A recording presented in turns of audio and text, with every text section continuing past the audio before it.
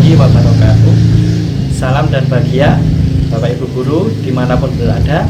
Pada kesempatan kali ini saya akan membuat sebuah video segitiga restitusi dengan dua kasus pada siswa saya.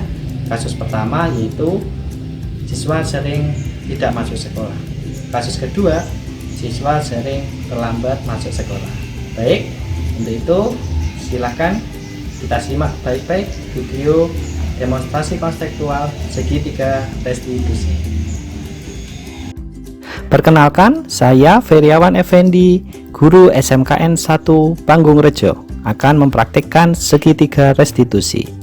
Restitusi adalah proses menciptakan kondisi bagi murid untuk memperbaiki kesalahan mereka, sehingga mereka bisa kembali pada kelompok mereka dengan karakter yang lebih kuat. Restitusi juga merupakan proses kolaboratif yang mengajarkan murid untuk mencari solusi untuk masalah dan membantu murid berpikir tentang orang seperti apa yang mereka inginkan dan bagaimana mereka harus memperlakukan orang lain. Ada 3 tahapan dalam melakukan segitiga restitusi. Pertama, menstabilkan identitas. Kedua, validasi tindakan yang salah. Dan ketiga, menanyakan keyakinan.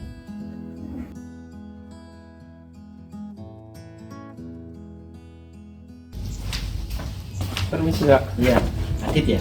Iya. Silakan Adit. Saya minta waktunya sebentar ya. Oke Pak. Ya, kamu tahu kenapa kamu saya panggil Adit? Iya Pak, saya mengerti karena saya sering tidak masuk sekolah Pak. Iya, memangnya seberapa sering kamu tidak masuk sekolah Adit? Iya Pak, saya sangat sering tidak masuk sekolah Pak. Sering ya. Gini Adit ya, memang setiap orang itu pernah berbuat salah. Dan di sini kamu bukan satu-satunya murid yang sering tidak masuk sekolah.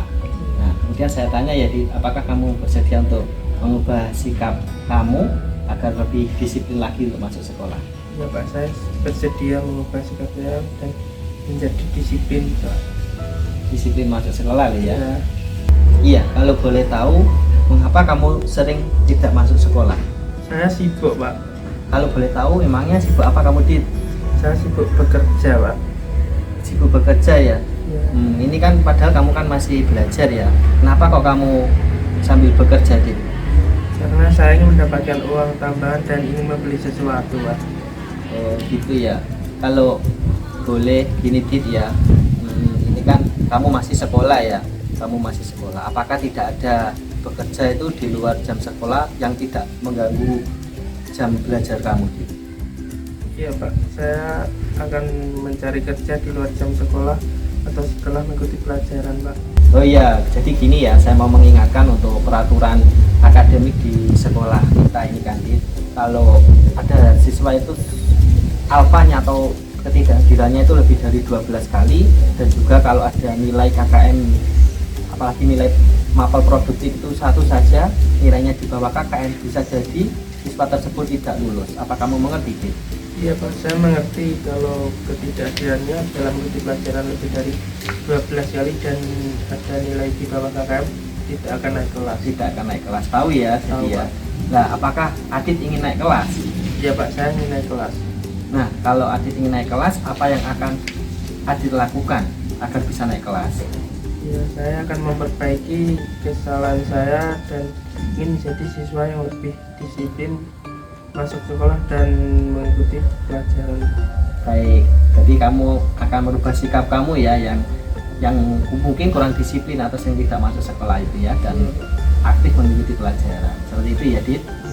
Ya, terima kasih atas waktunya. Gitu aja ya, Dit.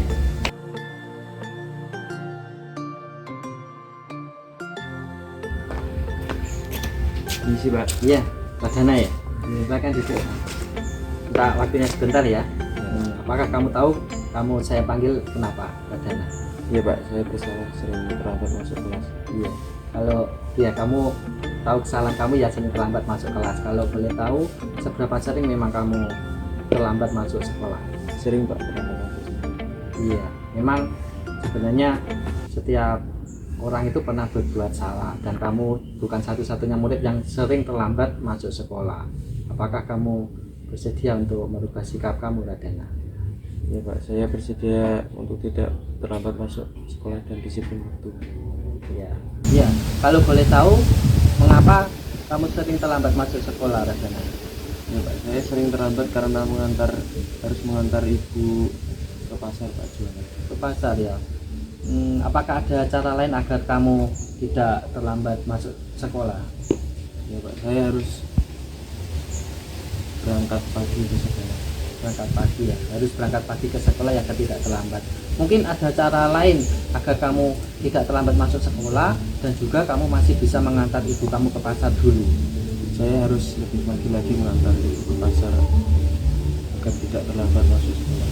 Oh gitu ya. Jadi langkah kamu akan mengantar ibu kamu lebih pagi lagi agar kamu tidak telat atau terlambat lagi masuk sekolah gitu ya. Oh iya, saya mau mengingatkan ini ya untuk peraturan di sekolah kita kan, kalau ada siswa terlambat itu dia nanti harus mengganti sesuai berapa menit keterlambatannya di jam istirahat. Jadi kamu nanti bisa teman-temanmu istirahat, kamu masih di kelas sendiri untuk mengganti pelajaran atau mengganti mencatat materi atau tugas-tugas pada saat istirahat itu. Bagaimana? Ya Pak, saya tahu bahwa siswa yang terlambat harus mengganti jam keterlambatan agar bisa istirahat Pak.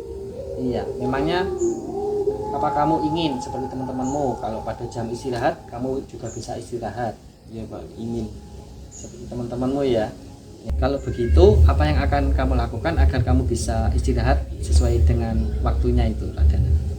saya akan memperbaiki kesalahan saya akan lebih disiplin dan tidak terlambat masuk sekolah. Iya, jadi kamu akan memperbaiki kesalahan kamu ya karena sering terlambat tadi dengan lebih pagi mengantar ibu kamu agar kamu tidak terlambat sehingga nanti bisa istirahat bareng teman-teman kamu. Seperti itu ya. Ya.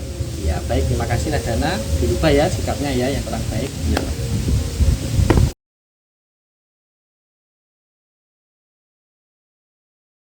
Awalnya saya takut dipanggil guru dan setelah saya diajak berbicara, saya menjadi lega dan saya mau merubah sikap saya menjadi lebih baik.